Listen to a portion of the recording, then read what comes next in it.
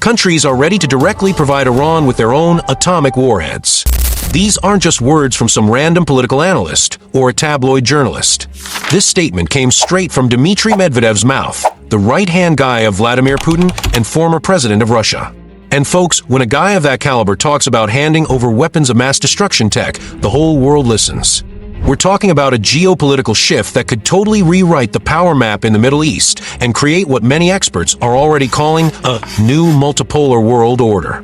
This statement didn't come out of nowhere. It followed recent American attacks on Iranian targets and marks an unprecedented escalation in the tension between the West and the Russia-Iran axis. To give you an idea of how serious this is, Medvedev isn't just throwing empty threats around. He's talking about a country that already has the world's second-largest nuclear arsenal, with roughly 6,000 operational warheads. When Russia talks about sharing nuclear tech, that means decades of knowledge in atomic engineering, delivery systems, and even processed uranium. And the timing of this statement? Perfect from Russia's strategic point of view. It came exactly when Iran was facing increasing military pressure from the US, creating the ideal scenario for Moscow to step up as Tehran's big protector against Western aggression.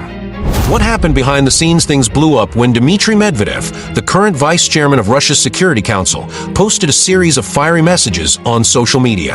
Medvedev accused President Trump of pushing the US into another confrontation and dropped the bombshell that multiple countries are willing to share their atomic capabilities with Tehran. But let's get into the details the media isn't telling you. Medvedev was super specific in his threats, mentioning that the enrichment of radioactive material will continue. That wording isn't accidental. It suggests Russia had been considering this kind of cooperation for a while. This statement's context is even more worrying when you look at what was happening behind the scenes. U.S. intelligence sources reported a significant spike in communication between Russian and Iranian officials in the weeks before Medvedev's announcement. We're not talking routine diplomatic chats, but technical meetings involving nuclear tech experts from both countries. The timing also lined up with Iran's announcement that it would build a new uranium enrichment facility after a vote at the IAEA, showing Tehran isn't just waiting for outside help but speeding up its own internal programs. It's a two-front strategy, developing its own capabilities while seeking outside tech assistance.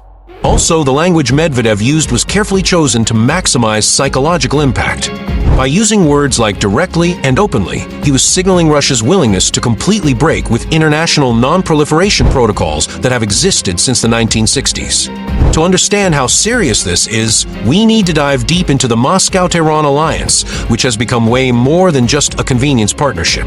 Early in 2025, Iran and Russia ratified a 20-year strategic deal covering trade, energy, and security, creating what experts call a challenge axis to the West. This isn't a shallow alliance.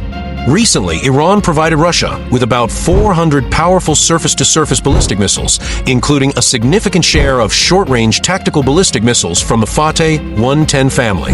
This isn't just military cooperation, it's full operational integration. The 20-year deal between the two countries is revolutionary in scope. It will boost bilateral trade concretely, slashing tariffs on about 90% of goods, while Russia and Iran integrate their national payment systems. We're talking about economic integration that could create a zone of influence totally independent from a Western financial system. But what really impresses is the depth of existing military cooperation. By May 2024, Russian forces had already launched at least 4,000 Iranian Shahid drones against Ukraine. This shows the cooperation isn't just theoretical, it's operational and being tested in real combat.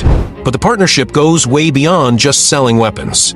In exchange for the Iranian-made drones and missiles, Tehran reportedly secured unprecedented defense cooperation with Moscow, including getting Russian attack helicopters, radar systems, and combat aircraft, potentially giving a major boost to Iran's outdated air force. This cooperation also includes dual-use tech transfer. Iranian leaders see the Ukraine situation as a chance to increase Moscow's dependence on Tehran and to get advanced Russian military tech like Su-35 fighters and S-400 missile defense systems. We're talking about systems that could totally change Iran's air defense capabilities. Why Russia is all in on Iran? The logic behind this move is pure realist geopolitics, and Putin knows exactly what he's doing. First, both Russia and Iran share a common enemy, American and Western hegemony. Both countries face heavy economic sanctions, diplomatic isolation, and constant military pressure. In this context, unity brings strength in a way that goes far beyond simple political convenience. Strategically, Iran offers Russia something Moscow has always wanted: a strong presence in the Middle East and control over crucial energy routes. Iran controls the Strait of Hormuz, through which about 20% of the world's oil passes. Having influence over this area means having a powerful global economic pressure tool. But there's a military aspect few are analyzing. Russia is facing significant wear and tear on its military arsenal due to the conflict in Ukraine. Moscow sees arms and tech transfers as a way to neutralize the latent threat posed by an old adversary, creating shared interest in good relations. It's a long-term strategy to make sure Iran never becomes a problem for Russia in the future. For Russia, backing Iran's atomic program also serves as an indirect way to pressure the West. Every Russian move in Iran forces the US and Europe to divert resources and attention, easing pressure on other Russian fronts, especially the Ukraine situation. Russia is also using the Iran partnership to show it's not isolated internationally. By proving it can form major military alliances with key regional powers, Moscow tries to break the Western narrative that it's a pariah state. Iran, with its 85 million people and growing economy, is a valuable ally in this strategy. But this partnership goes way beyond military and political strategy. We're talking massive economic benefits that could transform both economies. Russia gets privileged access to Iran's 85 million person market, one of the fastest growing economies in the Middle East despite international sanctions. Iran, on the other hand, gets way more than just military gear. The partnership includes advanced industrial tech transfer, knowledge in civil nuclear engineering, and access to international markets through Russia's trade network. This means Iran can bypass many Western sanctions by using Russia as an intermediary. The integration of payment systems between the two countries is revolutionary. They're building an alternative to the Western-controlled SWIFT system, allowing commercial transactions without relying on American or European banks. The system allows transactions in Russian rubles, Iranian rials, and even digital currencies created specifically for this partnership. But the most interesting part is the energy cooperation. Russia has some of the world's most advanced tech for deep-water oil and gas exploration and extreme conditions. Iran has huge reserves that haven't been fully exploited because of tech limitations imposed by sanctions. This partnership could unlock trillions of dollars in Iranian energy resources. Plus, Russia is helping Iran modernize its ports, railways, and communication systems. It's not just about boosting Iran's economy, it's about creating alternative trade routes not controlled by the West. The Iranian nuclear reality. Now let's talk about the elephant in the room: Iran's current nuclear program. Iran has stockpiled enough highly enriched uranium to produce at least 7 warheads. And this isn't speculation. It's data based on reports from the International Atomic Energy Agency. Also, in early 2024, the US and Israel reportedly detected Iran working on dual-use activities relevant to weapon creation. That means Iran isn't just hoarding fissile material, it's developing the capability to turn it into functional weapons. Iran's progress includes enriching uranium to 60%, a level close to that needed for weapons with no practical civilian use. To put that in perspective, uranium for civilian use is normally enriched to 3 to 5%. Specifically, Iran announced decisions to increase 60% uranium production and start enriching uranium using additional advanced centrifuges that operate more efficiently. These advanced centrifuges can drastically speed up the enrichment process. According to the latest reports available, by May 17, 2025, the total net stock of enriched uranium, including all enrichment levels and chemical forms, had increased by 953.2 kilograms. That's a significant jump in just a few months. The new multipolar nuclear Dr. Medvedev's statement represents way more than just a diplomatic threat. It signals the birth of a new multipolar nuclear doctrine where the Western monopoly on atomic tech proliferation is being challenged head-on. Medvedev had already predicted in April that more countries would get atomic devices in the coming years, blaming the West for pushing the world toward this reality. For decades, control over atomic tech was an almost exclusive power tool of the big Western powers and their closest allies. The Nuclear Non-Proliferation Treaty, signed in 1968, set up a regime where only 5 countries had legal rights to nuclear weapons. Now we're seeing the rise of an alternative power pole willing to redistribute this technology on its own geopolitical terms. Russia isn't just offering technical help, it's proposing a complete alternative to the West-controlled non-proliferation regime. What makes this even more complex is that other countries are watching closely. North Korea has already shown it's possible to develop nuclear capabilities despite international opposition. This new doctrine also includes creating regional nuclear umbrellas. Instead of each country developing its own nuclear capabilities, regional powers could offer protection to smaller allies. This would create multiple competing blocs, a much more unstable situation than the bipolarity of the Cold War era. If this threat becomes real, we'll see a shift in the global power balance. A truly nuclear-capable Iran, backed by Russian tech and protection, would completely change the Middle East dynamics. Israel, with its estimated 80 to 400 warheads, would lose its unique strategic advantage in the region. Saudi Arabia has already signaled it would develop its own nuclear capabilities if Iran got atomic weapons.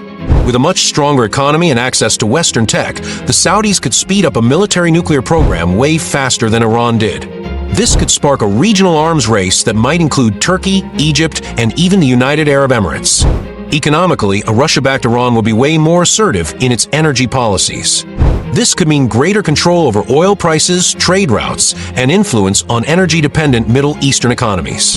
The Strait of Hormuz, which carries 20% of the world's oil, could become an even more powerful geopolitical bargaining chip. There's also the risk of proliferation to non-state actors. Although neither Russia nor Iran wants to share tech with extremist groups, history shows state nuclear programs can leak info and materials. The case of Dr. Abdul Qadir Khan, who sold Pakistani nuclear tech to several countries, is an example of the risks involved. The Western reaction to these statements was immediate and intense. President Trump himself responded harshly to Medvedev's words, showing Washington takes these threats very seriously. But the real question is, what can the West really do to stop this growing alliance? Traditional sanctions are maxed out on both countries. Russia faces the harshest sanctions ever imposed on a major power since World War II. Iran's been under sanctions for over 4 decades. Adding more sanctions barely matters when these countries are already basically cut off from a global financial system. Diplomatic pressure has limited effect when targets are already isolated from the Western international system. Both Russia and Iran develop alternatives to Western-controlled international institutions. They have their own payment systems, trade networks, and even alternative international organizations like BRICS and the Shanghai Cooperation Organization. That leaves few options besides military pressure, which carries huge risks of uncontrolled escalation.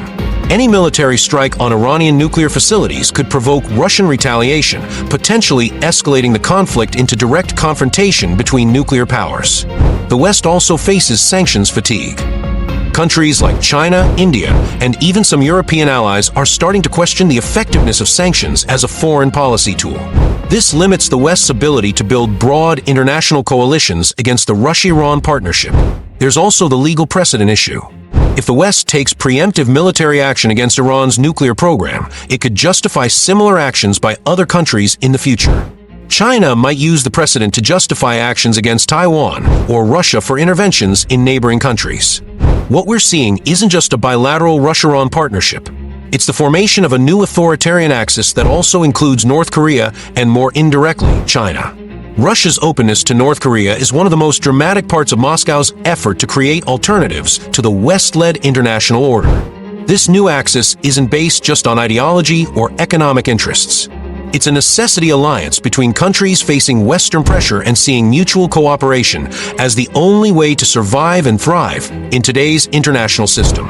Each member brings unique capabilities. Russia has nuclear and energy tech, Iran controls crucial trade routes, North Korea has cyber and ballistic missile capabilities. Coordination among these countries is already happening at an operational level. Iranian drones are used in Ukraine, North Korean munitions supply Russian forces, and Russian tech is being transferred to Iranian and North Korean military programs. It's a military integration we haven't seen since the Warsaw Pact days. But the most worrying part is the coordination in cybersecurity and info operations. These 3 countries have some of the most advanced cyber attack and information manipulation capabilities in the world. Together, they can run campaigns that affect everything from elections in Western democracies to infrastructure in U.S. allied countries. One thing's for sure, we're literally watching history being made right before our eyes. Medvedev's statement about providing atomic capability to Iran isn't just another diplomatic provocation. It's a sign we're entering a new era of global competition where the rules set since 1945 are being rewritten in practice. And if you want to keep up with how this story unfolds, make sure to subscribe to the channel. Catch you at the next battlefront.